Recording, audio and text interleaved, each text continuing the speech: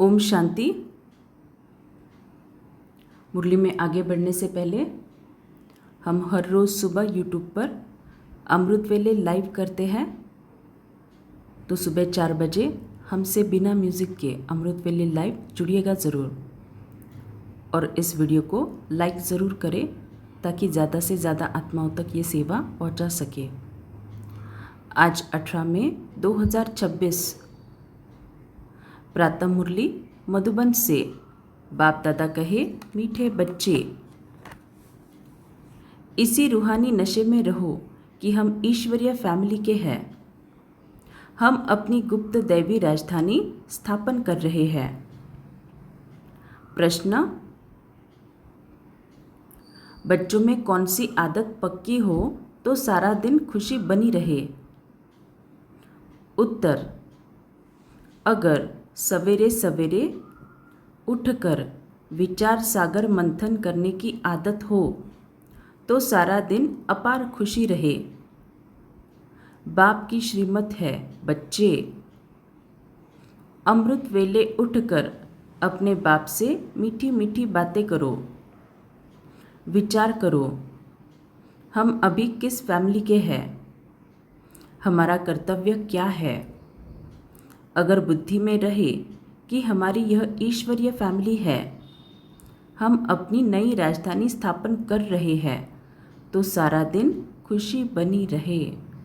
तो खुश रहने के लिए क्या करना है, इसका भी बाबा यहाँ पे रेडीमेड आंसर दे रहे हैं। ओम शांति। बच्चे जानते हैं कि यह रूहानी परिवार है, वह सब है जिस्मानी परिवार, यह है रूहानी परिवार। रूहानी बाप का यह परिवार जैसे लौकिक घर में माँ बाप बच्चे होते हैं, वह हुआ हद का परिवार। तुम अभी बेहद की फैमिली ठहरे। बच्चे गाते भी हैं, तुम माता पिता हम बालक तेरे, तो जैसे फैमिली हो गए, क्रिएटर की क्रिएशन ठहरे। यूँ तो बच्चे उनकी क्रिएशन हैं, परंतु जानते नहीं हैं। तुम बच्चे अभी जानते हो, बरोबर बेहद का बाप की यह फैमिली है, बरोबर बेहद के बाप की यह फैमिली है।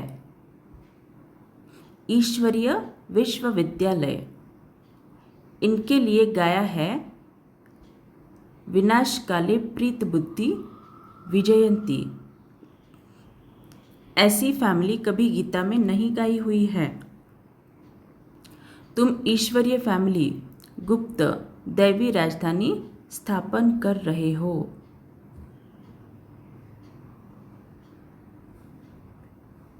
तो इसके ऊपर विचार सागर मंथन करना, हम हमारी राजधानी गुप्त रीति से कैसे और कहाँ स्थापन कर रहे हैं। किसको भी पता नहीं पड़ता।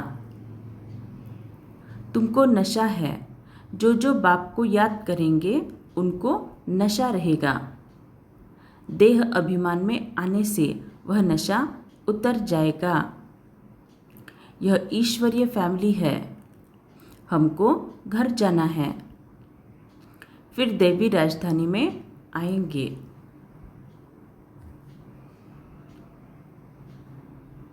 तो ब्राह्मण सो फरिश्ता, फरिश्ता सो देवता, बाबा यहाँ पे बता रहे हैं। वहाँ है दैवी फैमिली, वह आसुरी फैमिली, यह है तुम्हारी ईश्वरीय फैमिली। तो कलयुग की जो फैमिली है या फिर कलयुग के सारे लोग जो है, बाबा बोल रहे आसुरी फैमिली। सतयुग में जो संसार होगा वो होगा दैवी फैमिली। लेकिन अभी संगम युग पर हम ब्राह्मण बच्चे बाबा के बच्चे बने हैं, इसीलिए ईश्वरीय फैमिली। रूहानी बाप दादा के बच्चे भाई बहन हैं, बस यह है रूहानी प्रवृत्ति मार्ग। सतयुग में ईश्वरीय फैमिली नहीं कहेंगे, वहाँ दैवी फैमिली हो जाती है, क्योंकि वहाँ पे देवी देवताओं के बच्चे होते हैं ना, इसीलिए दैवी फैमिली। यहाँ पे हम ईश्वर भगवान के बच्चे हैं, इसीलिए यहाँ पे ईश्वरीय फैमिली। यह ईश्वरीय फैमिली बड़ी ज़बरदस्त है। तुम जानते हो, अभी हम ईश्वरीय फैमिली दैवी राज्य स्थापन कर रहे हैं। ऐसे ऐसे अपने साथ बातें करते विचार सागर मंथन करना चाहिए।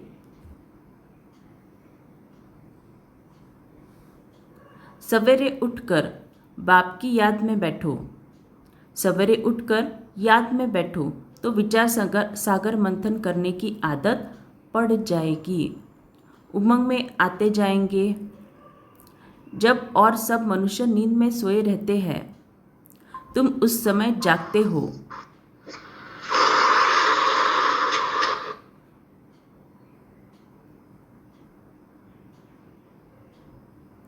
तुम्हें सवेरे सवेरे उठकर ऐसे ऐसे ख्याल करने चाहिए, फिर देखो तुमको कितनी खुशी रहती है। जो भी श्रीमत मिलती है उस पर चलना है, फिर तुमको बहुत खुशी होगी। ईश्वरीय फैमिली की याद आएगी। आसुरी फैमिली से दिल हट जाएगी। नया मकान जब बिल्कुल तैयार हो जाता है तो फिर पुराने से आसक्ति निकल जाती है। जब तक नया नहीं बना है तब तक कुछ न कुछ मरम्मत आदि करते रहते हैं, फिर दिल हट जाती है। यह पुरानी दुनिया भी ऐसी है। अब तुम जानते हो, यह पुराना घर है। हम नए घर में जाएंगे, फिर नया चोला पहनेंगे। यह देह भी पुरानी है। अब तुम भविष्य 21 जन्मों के लिए राज्य भाग्य ले रहे हो। यह राज्य नहीं करना है, यहाँ होती है स्थापना। यह बातें सिर्फ तुम ही जानते हो। है भी यह गीता राजयोग है ना। इसे कहा जाता है सहज योग।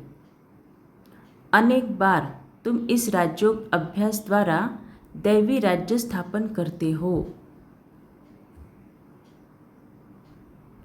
तो दैवी राज्य स्थापन करना केवल योग से नहीं होगा। जब तक हम ज्ञान की धारणा नहीं करेंगे तब तक हमारा सतयुग का श्रेष्ठ प्रारब्ध नहीं बनेगा।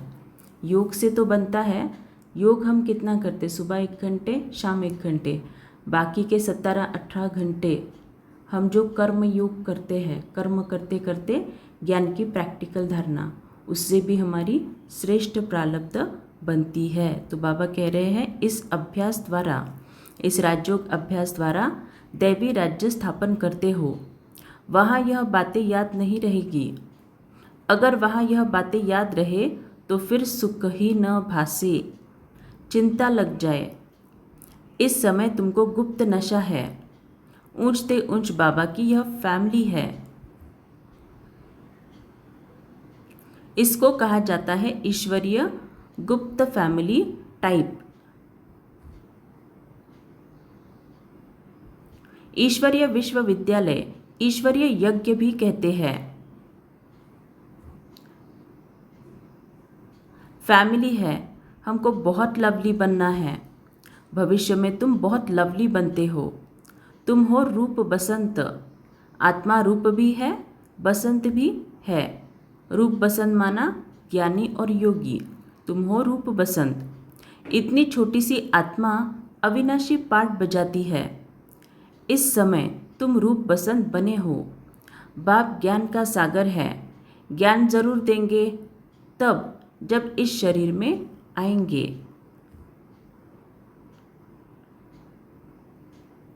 तुम जानते हो ज्ञान की बरसातें हैं। एक एक रत्न लाखों रुपए का है।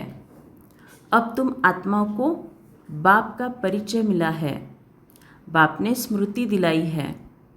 तुम्हारी बुद्धि में है यह 84 जन्मों का चक्र कैसे फिरता है। इसीलिए तुम्हारा नाम ही है स्वदर्शन चक्रधारी।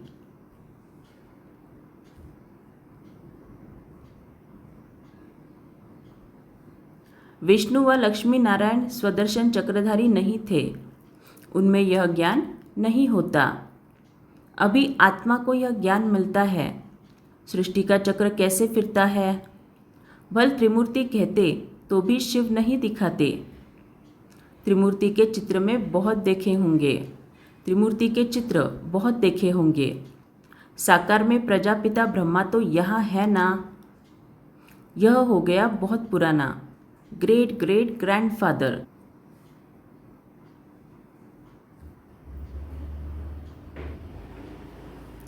तो यह हुआ प्रजापिता ब्रह्मा का सिजरा। बाप सृष्टि रचते हैं ब्रह्मा द्वारा, तो ब्रह्मा बड़ा हुआ ना, दिखाते भी बूढ़ा है। यह 84 जन्मों का चक्र लगाया हुआ है। अभी तुम इन बातों को समझ गए हो, यह भी जानते हो कि बाप के तो सब बच्चे हैं। आत्माओं को बाप का परिचय देना है। तो आत्माओं को बाप का परिचय हम कैसे देंगे? जब जब मैं आत्मा इस ज्ञान को प्रैक्टिकल स्वरूप में धारण करूंगी, तब तब मेरे चेहरे और चलन से बाप की प्रत्यक्षता होंगी। वो है बाबा का परिचय आत्माओं को देना। अभी भारत का बहुत बड़ा कल्याण हो रहा है। सब आत्माएं पवित्र हो मुक्ति धाम में चली जाएंगी। तुम हो ही भारत की सेवा पर, भारत खास दुनिया आम। तुम अभी थोड़े हो जो इन बातों को समझते हो। फिर नटशिल में समझाया जाता है, बच्चे मन मना भव। अलग में भी समझाया जाता है, जो कुछ है दैवी राजधानी स्थापन करने में लगाओ। बापू गांधी क्या करते थे? वह भी रामराज्य चाहते थे। कैसा वंडरफुल खेल है ना। अभी तुम साक्षी हो, खेल देखते हो, तुमको हंसी आती है। कहाँ की बातें कहाँ ले जाते हैं। बाप कहते हैं ड्रामा अनुसार दुनिया की गति बुरी हो गई है। फिर बाप आकर सद्गति करते हैं। तो आजकल के हम आसार देख रहे हैं, हर एक मनुष्य आत्मा की गति कंप्लीटली दुर्गति हो गई है, बुरी गति हो गई है। तुम बच्चों को नशा चढ़ा है। यह है सारे वर्ल्ड के निराकार बापू जी। आज बाबा की नया टाइटल, सारे वर्ल्ड के निराकार बापू जी।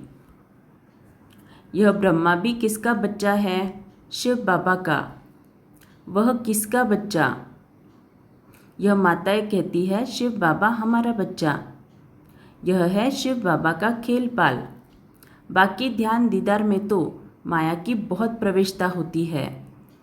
यह जो कहते हैं अंडरलाइन, यह जो कहते हैं हमारे में शिव बाबा आते हैं, शिव बाबा यह बोलते हैं, यह सब भूत की प्रवेशता है।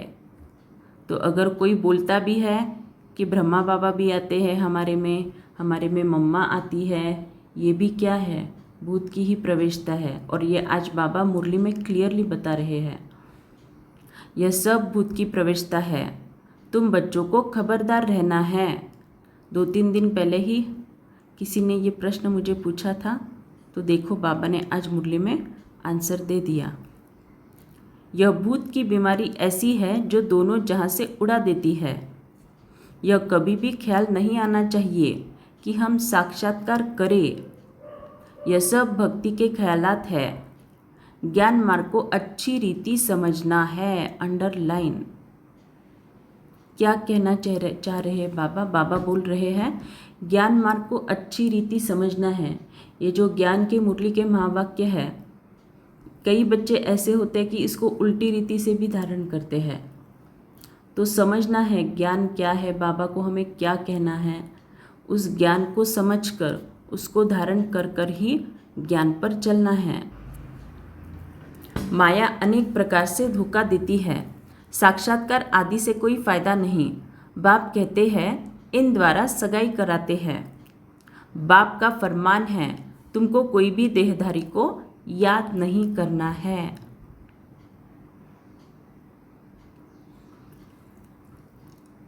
तुम अपने को आत्मा समझ बाप को याद करो।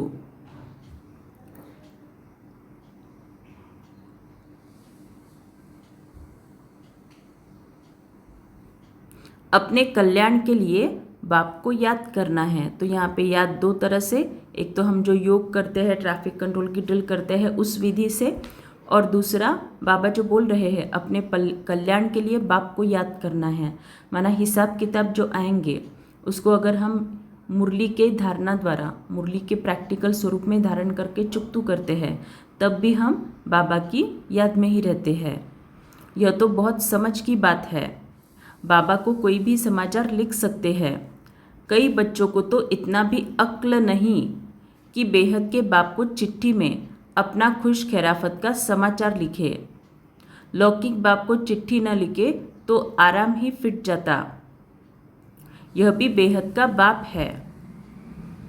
देखते हैं मास 1.5 मास चिट्ठी नहीं आती है तो समझते हैं इनको शायद माया खा गई, जो ऐसे पारलौकिक बाप को चिट्ठी नहीं लिखते हैं। इतना तो लिखना चाहिए, बाबा हम नारायणी नशे में सदैव रहते हैं। आपकी दी हुई युक्ति में ही हम तत्पर है। तो बाबा ये भी बता रहे हैं कि हमें लेटर में क्या लिखना है। इतना सब रेडीमेड बाबा हमें दे रहे हैं, सिर्फ हमें नियम से करना होता है। तो बाबा समझेंगे खुशी राजी है, चिट्ठी नहीं लिखेंगे तो समझेंगे बीमार है, याद में ही नहीं रहते हैं। नहीं तो बाबा को समाचार देना है, बाबा हमने यह सर्विस की है, इनको समझाया, इनकी बुद्धि में पूरा नहीं बैठा, तो फिर यह भी समझाएंगे कि इस रीति से समझाओ। भक्ति मार्ग में जो कुछ कहते हैं समझते कुछ भी नहीं। मुख्य बात बाप को ही नहीं जानते। बाप को जानने से भारत सद्गति को पाता है। बाप को न जानने के कारण भारत बिल्कुल दुर्गति को पा लेता है। तो बाप को जानना माना मुरली को जानना। तो मुरली में ही हमें गति सद्गति का नॉलेज मिलता है। मुरली द्वारा ही बाबा हमारी गति सद्गति कराते हैं। तो बाबा बोल रहे बाप को न जानने के कारण भारत बिल्कुल दुर्गति को पा लेता है। तो इस ज्ञान की लोगों को ज़रा भी महक नहीं है कि सद्गति कैसे करनी है। सद्गति के लोग अनेक अनेक मनुष्यों के पीछे भाग रहे कि ये मनुष्य ही भगवान है, यही मुझे सद्गति दिलाएगा। तो बाबा उसकी बात कर रहे हैं।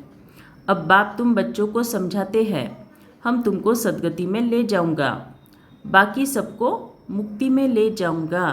तो सद्गति माना सतयुग, और बाकी के जो आत्माएं ज्ञान में नहीं है उनको बाबा सजा दिला के मुक्त करके मुक्ति धाम में माना परम धाम में ले जाएंगे।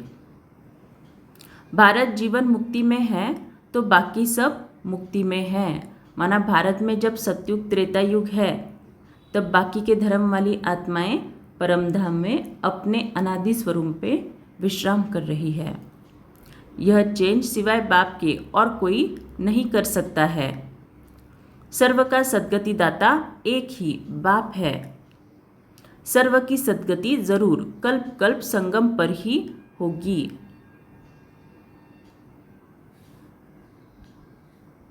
तुम जानते हो हम आत्माओं का रूहानी बाप एक है, उनको आत्मा ही याद करती है। तुमको भक्ति मार्ग में 2 बाप है। सतयुग में है 1 बाप, संगम पर है 3 बाप। प्रजापिता ब्रह्मा भी तो बाप ठहरा ना। शिव भी बाबा है, वह है सर्व आत्माओं का बाप, उनसे ही वर्षा लेना है। उनको याद करने से ही विकर्म विनाश होंगे। ब्रह्मा को याद करने से विकर्म विनाश नहीं होंगे। इसीलिए शिव बाबा को ही याद करना है। हम उनके बने हैं। यह है सच्चा सच्चा रियल ज्ञान, रूहानी बाप का रूहानी बच्चों प्रति।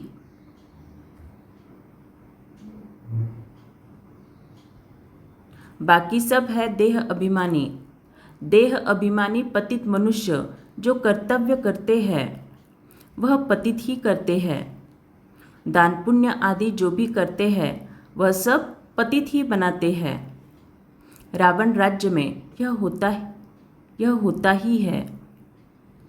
अब बाप आकर ऑर्डिनेंस निकालते हैं, कहते हैं बच्चे खबरदार, विकार में नहीं जाना, काम पर विजय पानी है। तो बाबा ऑर्डिनेंस निकालते हैं, माना क्या? हमने कोरोना में देखा था, कोई तो एक कलम लागू हुआ था 144 कलम, तब बोला था गवर्नमेंट ने कि हम गवर्नमेंट ऑर्डिनेंस निकाल रहे हैं 144 कलम के अनुसार आपको घर से बाहर जाने की इजाज़त नहीं है, मतलब नहीं है। अगर गए तो समझो कोरोना हुआ कि हुआ। तो यहाँ पे भी बाबा ऑर्डिनेंस निकाल रहे हैं। कहते हैं बच्चे खबरदार, विकार में नहीं जाना, काम पर विजय पानी है। तूफान आदि तो बहुत आएंगे, इसमें फा नहीं होना चाहिए। माना मनसा में तूफान आएंगे, लेकिन तब क्वेश्चन नहीं उठाना है कि मैं इतना ज्ञान योग करता हूँ फिर मुझे तूफान क्यों आ रहे हैं। तो उसको योग बल से और ज्ञान की धारणा से ही चुकतू करना है। माया के इतने विकल्प आएंगे जो अज्ञान काल में भी नहीं आए होंगे, ऐसे भी विकल्प आते हैं। कहते हैं भक्ति मार्ग में तो बड़ी खुशी रहती है। अभी आपको याद करना चाहते हैं तो कर नहीं सकते, बिंदी याद नहीं पड़ती है। बड़ी चीज़ हो तो याद करें। बाबा कहते हैं कि तुम शिव बाबा कहकर याद करो, इस पुरानी दुनिया को भूल जाओ, तुम शांति धाम में याद करो। अंडरलाइन बाबा क्या कह रहे हैं, तुम शांति धाम में याद करो। माना हम जो परम धाम में कंबाइंड स्वरूप वाली स्थिति में स्थित रहते हैं, बाबा उसकी बात कर रहे हैं। सिर्फ शांति धाम को याद नहीं करना है, बाप की याद से विकर्म विनाश होंगे। आत्मा का स्वीट बाप से लव चाहिए, आधा कल्प का लवर है।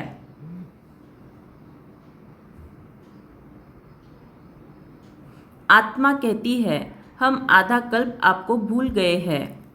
यह ब्राह्मणियाँ जिनको ले आती है बहुत खबरदारी से निश्चय बुद्धि वाले को ही आना है। अगर यहाँ आकर फिर जाए कोई पतित बना तो दंड ब्राह्मणी पर आ जाएगा। इसीलिए ब्राह्मणी पर बहुत रिस्पॉन्सिबिलिटी है। बाबा ने यह रट लिया है, सब बातों का अनुभवी है। यहाँ तो गंद की बात नहीं, आपस में हंसना खेलना बातचीत करना इसकी कोई मना नहीं है। बाकी थोड़ा भी कोई आत्मा से प्यार रखेंगे तो फिर जास्ती बढ़ता जाएगा, उसकी याद आती रहेगी।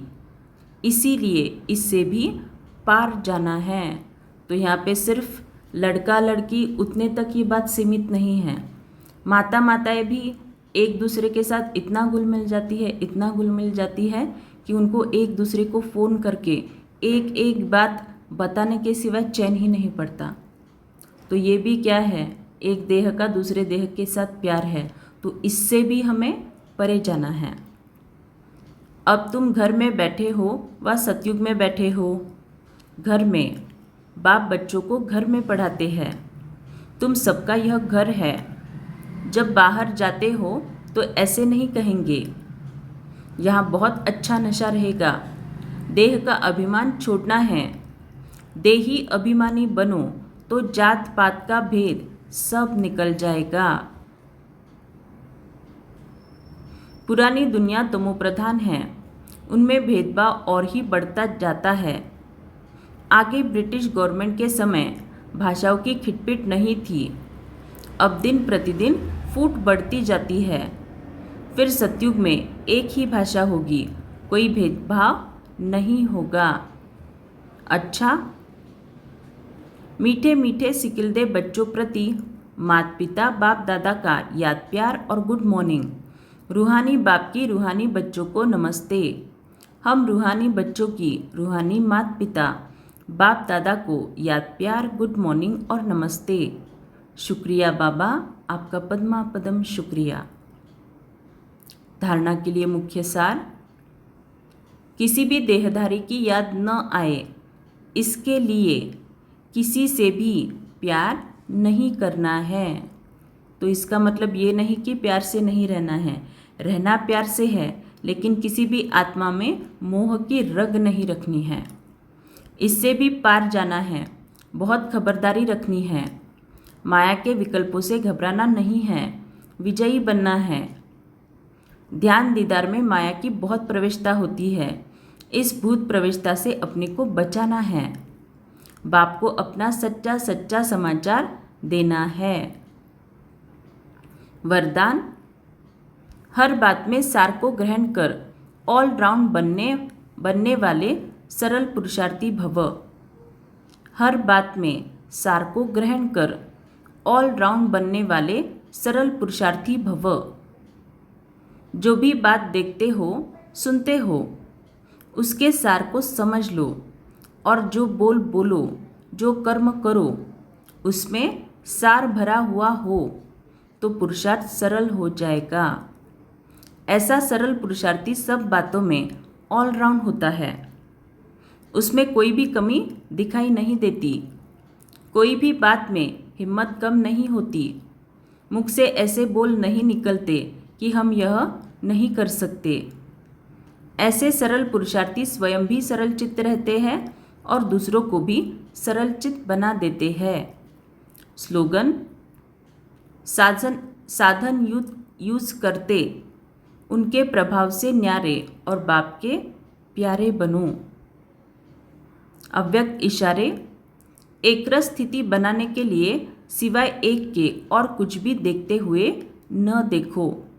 यह जो कुछ देखते हो यह कोई भी वस्तु रहने वाली नहीं है, तो एक रस धैर्यम तब रह सकेंगे जब कोई भी दृश्य देखते क्यों क्या की उत्पत्ति न हो। यही व्यर्थ संकल्पों की हलचल का कारण है। इसी क्यों की समाप्ति के बाद ही संपूर्णता आएगी। अच्छा, ओम शांति।